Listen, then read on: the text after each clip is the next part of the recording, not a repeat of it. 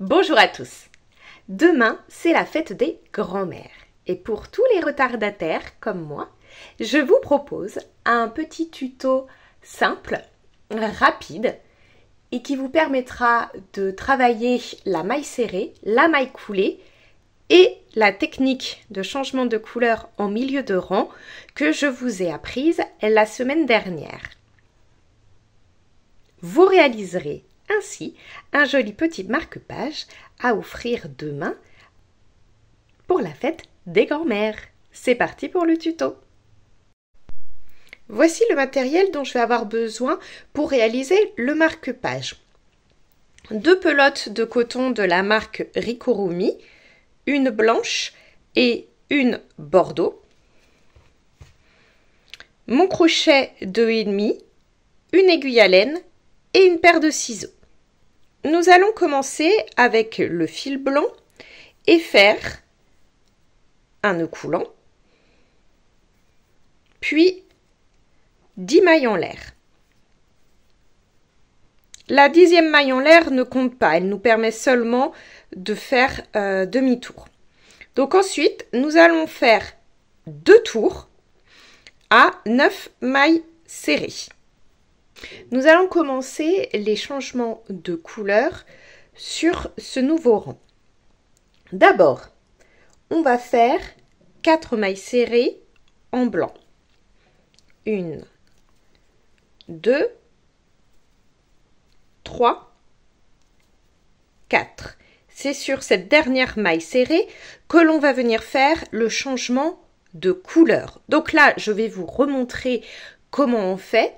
Mais si vraiment vous trouvez que je vais un petit peu trop vite dans ce tuto et que vous avez besoin de revoir plus lentement la technique du changement de couleur, vous allez regarder la petite vidéo que je mets dans le i ici, qui est la vidéo dédiée à ce sujet que j'ai faite la semaine dernière. Donc, je prends mon fil bordeaux. Je laisse tomber un petit peu mon fil blanc. Je tire sur ma boucle et je vais venir passer mon crochet ici. Je me retrouve avec 2 boucles sur mon crochet. Je prends mon fil bordeaux. Veillez bien à ce que le petit fil se trouve à l'arrière de votre ouvrage. Ensuite, je fais mon jeté. Je passe dans les 2 boucles et vous allez voir, on enlève le fil blanc, on tire dessus. Ça nous permet donc de finir la 4e maille serrée qui était en blanc. Et vous voyez qu'on n'a pas du tout de démarcation. Donc maintenant, on va faire une maille en violet ou bordeaux comme vous voulez. Et pareil, je vais rechanger de couleur tout de suite avec la même technique. C'est la technique qu'on va utiliser tout le long. Et là, je vais refaire 4 mailles en blanc. Et vous voyez, je tire sur mon fil bordeaux. J'ai bien une maille en bordeaux. Et là, de chaque côté de cette maille, 4 mailles serrées en blanc. On continue à construire notre cœur de cette manière. Alors, rang suivant, on va faire 3 mailles serrées en blanc. Changement de couleur toujours au niveau de la dernière maille. Donc comme je vous disais, il faut que lorsque vous allez changer de couleur, vous fassiez bien attention à ce que le fil qui est en attente, la couleur en attente, aille toujours à l'arrière de l'ouvrage. Puisque sinon, en fait, on le verra sur votre cœur, sur l'endroit. Ça ne sera pas joli. Donc, je récupère mon fil bordeaux. Cette fois-ci, je viens faire 3 mailles serrées en violet. Donc, 1, 2 et 3. Hop, je tire mon fil blanc. Je reviens faire le changement de couleur. Hop.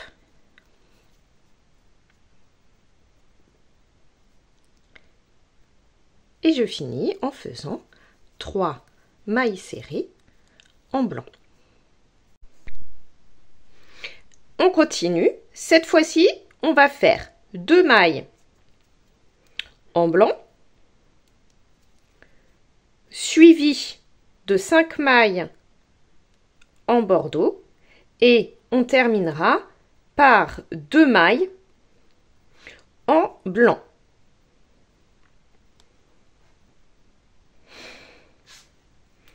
On tourne. Rang suivant. Une maille blanche, suivie de 7 mailles bordeaux, et on termine par une maille blanche. Et vous ferez ça 2 fois. Voici où nous en sommes. Ensuite, prochain rang. Vous allez faire une maille blanche, puis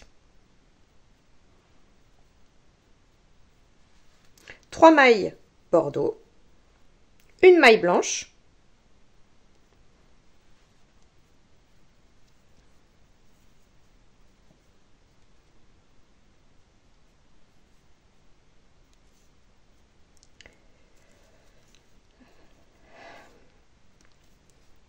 de nouveau 3 mailles bordeaux, et on finira avec une maille blanche. On va faire maintenant le dernier rang avec des changements de couleur. Donc, en premier, on refait une maille blanche, puis 2 mailles bordeaux, 3 mailles blanches,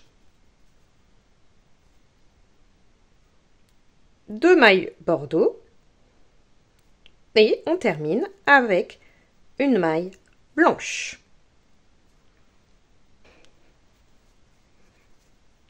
Voici notre petit cœur formé. Donc vous pouvez couper votre fil violet, on n'en a plus besoin pour l'instant.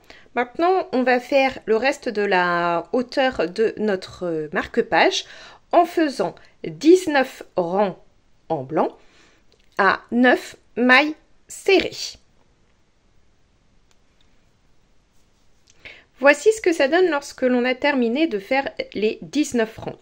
Donc ça, c'est la hauteur de votre marque-page. Évidemment, si vous le souhaitez, vous pouvez faire davantage de rangs en blanc pour qu'il soit plus haut.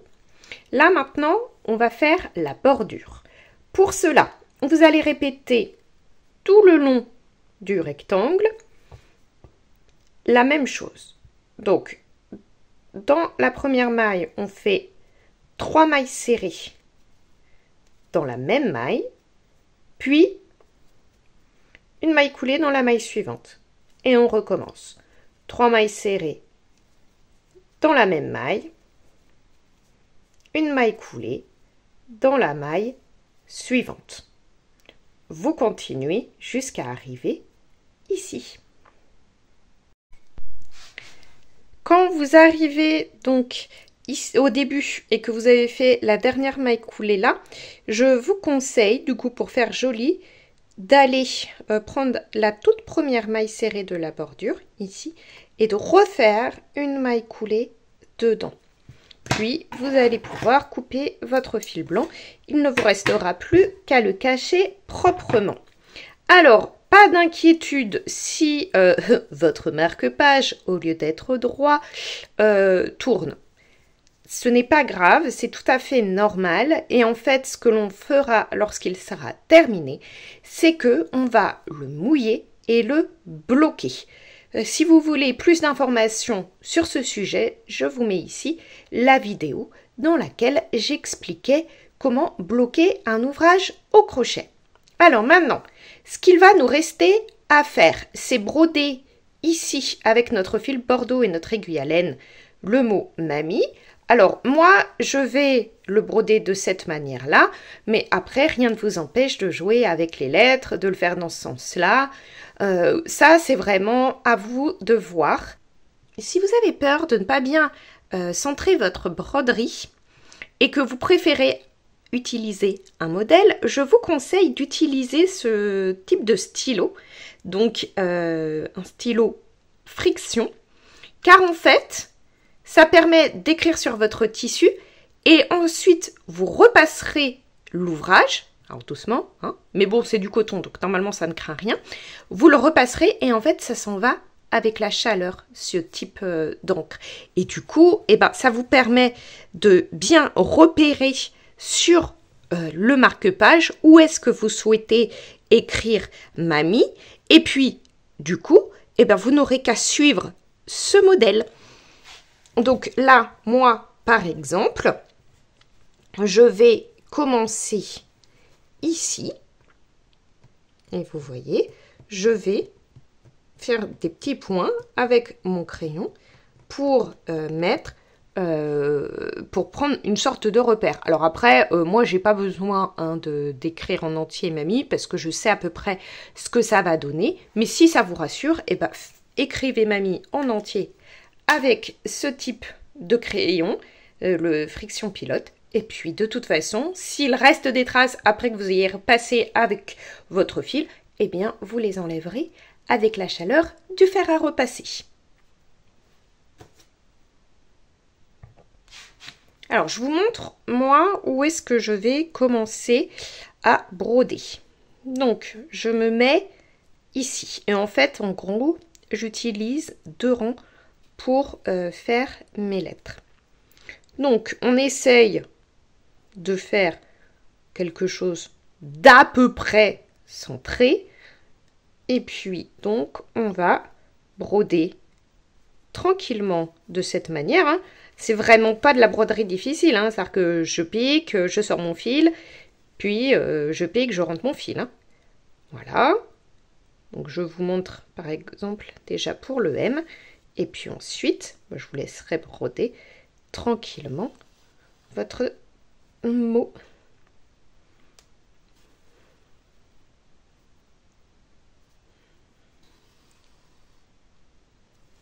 Voilà le M. Alors moi je vais continuer à broder en lettres capitales tout simplement parce que c'est beaucoup plus simple que de broder en attaché. Mais simplement pour que ce M là fasse bien M majuscule début du mot, eh bien les autres lettres je les arrêterai à ce niveau là. Voilà, comme ça cette lettre là sera quand même un petit peu plus grande que les autres. Voici ce que ça donne lorsque j'ai terminé la broderie. Donc vous voyez, j'ai rentré également tous les fils à l'arrière.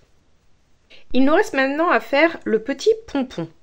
Alors pour ça, j'ai coupé 10 fils de 16 cm. Ensuite, je vais les mettre ensemble.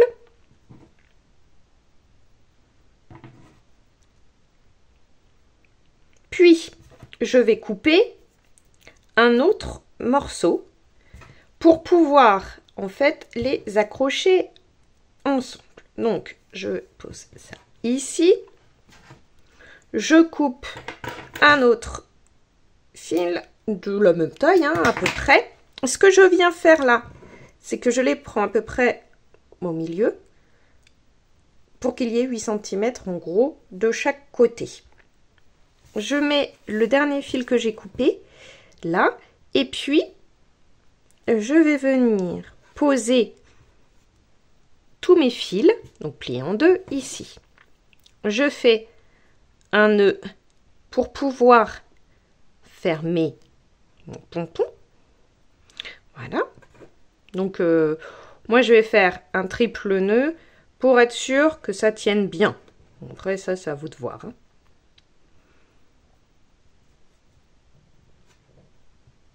Voilà. Puis, je vais prendre, donc toujours mon fil Bordeaux, mon aiguille à laine. Je viens passer mon fil Bordeaux à travers la boucle que forment tous les fils pris ensemble, pliés en deux. Je vais venir au milieu, en haut de mon marque-page, piquer. Et puis, ensuite, eh ben, j'arrête le fil à la longueur que je souhaite pour faire pendre mon pompon. Je coupe le fil. Et là, pareil, on vient faire un nœud et donc, vous laissez pendre autant que vous le souhaitez. Moi, je veux pas que ça pendouille beaucoup, donc je vais faire mon nœud à ce niveau-là.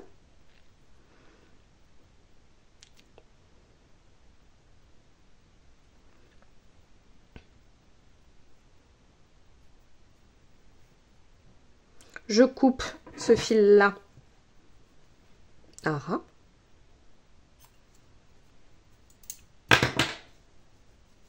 De toute façon, il va être caché en fait à l'intérieur des autres fils. Et puis là, je viens faire une petite coupe pour que tous les fils fassent la même longueur.